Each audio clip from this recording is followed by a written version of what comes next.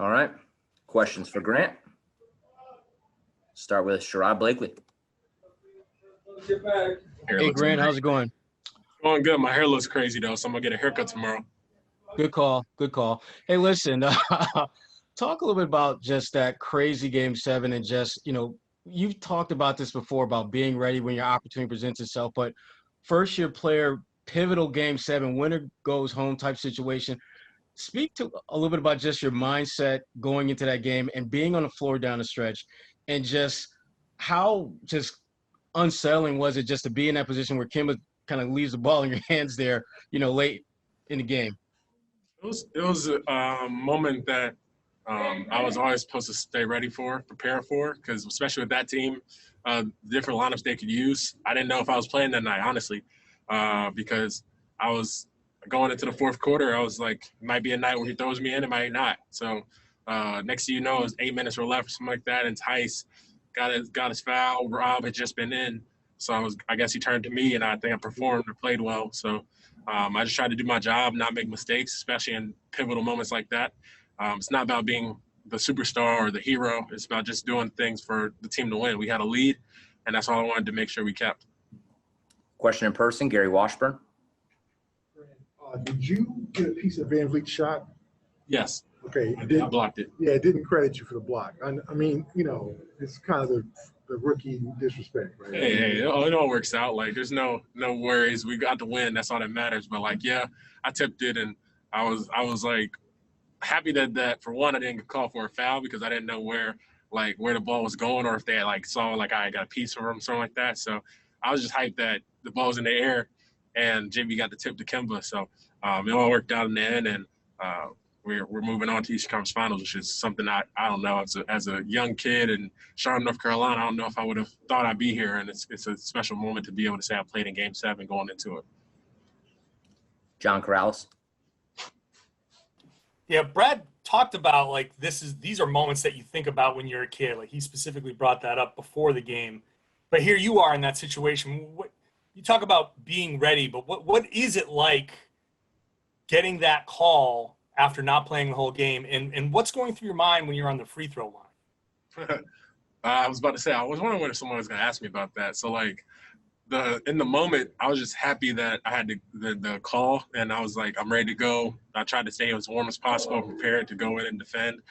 And that's all I knew I had to do. It wasn't more about me scoring the basketball. They weren't going to give me the ball in a late game situation. So my thing was just get a stop and keep doing that for the team. And then when it came to the free throws, I was actually super confident going to the line. I was like, it's just 2 free throws. And next thing you know, when I hit back rim, I was like, oh, that's just a back rim. It was a good shot. Looked good. Felt good. And next thing I shot the next one, hit the same spot. So I was like, oh, my goodness. I don't never remember a time where I missed clutch free throws like that. So definitely was a laughing moment for me when JT got the rebound. I was like, thank you, JT, for saving my career here in Boston. And I'm happy that we ended up pulling it out at the end. Abby Chin. Grant, after the game, Brad credited Brandon Bailey with keeping you ready.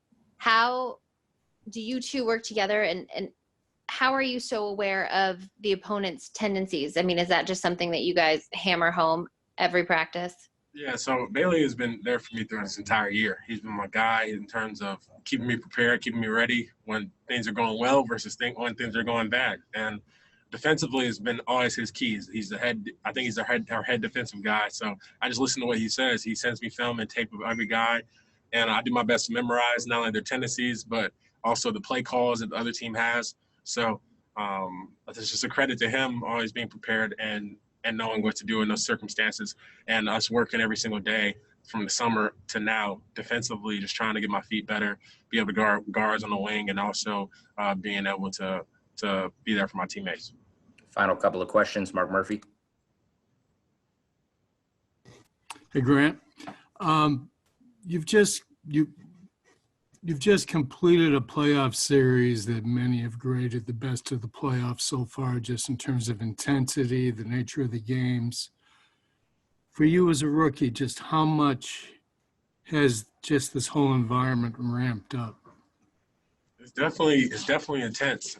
You look at the regular season, and you have a couple of those games where you could say it's playoff intensity, but when you have 7 in a row, that's something that you can't really express or prepare for. So it was actually enlightening to see how hard it is to not only win one game, but also 4 games against another talented team. So it was definitely a learning moment and growing moment for not only myself, but hopefully the guys around me. And it's definitely given us the courage and to fight through adversity and to continue to play the basketball in the game that we love and we love to be around each other. It helps. Final question, Mark D'Amico. Hey, Grant.